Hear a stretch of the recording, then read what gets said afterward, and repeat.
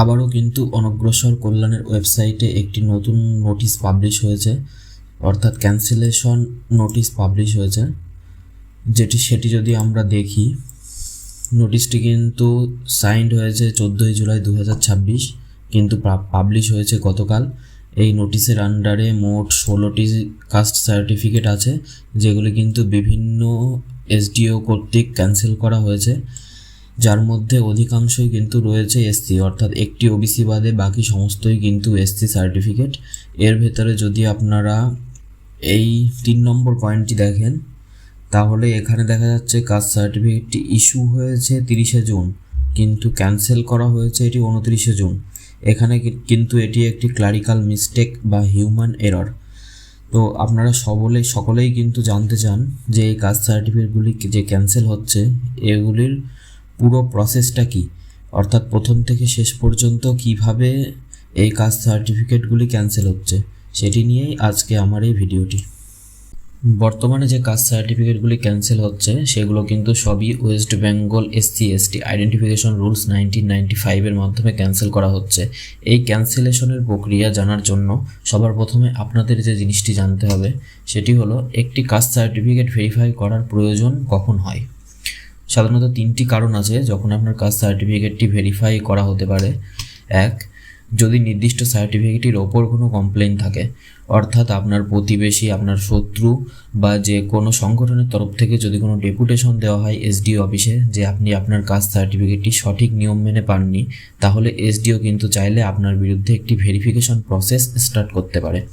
2, সুওমোটো, অর্থাৎ issuing authority অর্থাৎ SDO বা ডিডব্লিউও যদি নিজে থেকে ভেরিফাই করতে চায়, যেমন এখন কিন্তু একটি কাস্ট সার্টিফিকেট ভেরিফিকেশন ড্রাইভ চলছে, এটিকেও কিন্তু এক প্রকারই সুওমোটোই বলা যেতে পারে। আর 3, যদি কেউ ভেরিফিকেশনের জন্য জমা দেয়, অর্থাৎ ইতিমধ্যে বিভিন্ন ভিডিও কর্তৃক যে নোটিশ ইস্যু করা হয়েছে তার ভিত্তিতে বিভিন্ন ক্যান্ডিডেট ভিডিও অফিসে গিয়ে তার ডকুমেন্টস জমা দিচ্ছে, এবং এই ডকুমেন্টসে যদি কোনো অসঙ্গতি পাওয়া যায় তাহলে কিন্তু তার সার্টিফিকেট ক্যান্সেলও হতে পারে। সাধারণত এই 3টি কারণের জন্যই আপনার কাস্ট সার্টিফিকেটটি ভেরিফাই করা যেতে পারে। এরপরে আপনার কাস্ট সার্টিফিকেটের জন্য যদি ভেরিফিকেশন স্টার্ট হয়, প্রথমে সেই কাস্ট সার্টিফিকেটের জন্য বিডিও বা এসডিও থেকে একজন এনকোয়ারি অফিসার নিয়োগ করা হবে, এবং সেই এনকোয়ারি অফিসার খুঁটিয়ে দেখবে যে আপনি আপনার কাস্ট সার্টিফিকেটটি সঠিক নিয়মে পেয়েছেন কিনা, এবং তার জন্য যদি দরকার হয় এনকোয়ারি অফিসার কিন্তু ফিল্ড ভেরিফিকেশনও করতে পারে। এবং এই এনকোয়ারি অফিসার যখন ভেরিফিকেশন করবে তখন কিন্তু আপনার কাস্ট সার্টিফিকেট স্ট্যাটাস থাকবে ভেরিফিকেশন আন্ডার প্রসেস, এবং ভেরিফিকেশন আন্ডার প্রসেস থেকে 2টি অপশন হতে পারে। 1, ভেরিফাইড অ্যান্ড জেনুইন। যদি এনকোয়ারি অফিসার বোঝে যে হ্যাঁ আপনি আপনার কাস্ট সার্টিফিকেটটি সঠিক নিয়ম মেনে পেয়েছেন, তাহলে কিন্তু এনকোয়ারি অফিসার আপনার কাস্ট সার্টিফিকেটটি ভেরিফাইড অ্যান্ড ফাউন্ড জেনুইন করে দেবে। আর যদি বোঝে না আপনার ডকুমেন্টস ঠিক নেই, তাহলে সেটিকে এনকোয়ারি অফিসার মার্ক করবে verified and found not genuine. এবার যদি আপনার কাস্ট সার্টিফিকেটটি ভেরিফাইড অ্যান্ড নট জেনুইন হয়, তাহলে আবার একটি প্রসেস স্টার্ট হবে। সেক্ষেত্রে কিন্তু সংশ্লিষ্ট কর্তৃপক্ষ অর্থাৎ বিডিও বা এসডিও থেকে আপনার নামে একটি হিয়ারিং নোটিশ ইস্যু করা হবে, যাতে আপনার নাম, কাস্ট সার্টিফিকেট নাম্বার এবং একটি নির্দিষ্ট ডেট অ্যান্ড টাইম দেওয়া থাকবে, যেই ডেট অ্যান্ড টাইমে গিয়ে আপনাকে এসডিও অফিসে দেখা করতে হবে এবং নির্দিষ্ট এনকোয়ারি অফিসারের সাথে সমস্ত ডকুমেন্টসগুলোকে প্রডিউস করতে হবে। সেই ডকুমেন্টসের ভেতরে থাকবে ভোটার কার্ড, আধার কার্ড, জমির দলিল, সাবকাস্ট মেনশন করা পঞ্চায়েত সার্টিফিকেট এবং অন্যান্য প্রয়োজনীয় ডকুমেন্ট। এবং সেগুলি যদি এনকোয়ারি অফিসার দেখে সন্তুষ্ট হন, অর্থাৎ বোঝেন যে আপনার ডকুমেন্টস সব ঠিক আছে এবং আপনাকে কোশ্চেনিং করেও যদি সব ঠিক থাকে, তাহলে তিনি কিন্তু আপনার সার্টিফিকেটটিকে ফাউন্ড জেনুইন করে দেবে।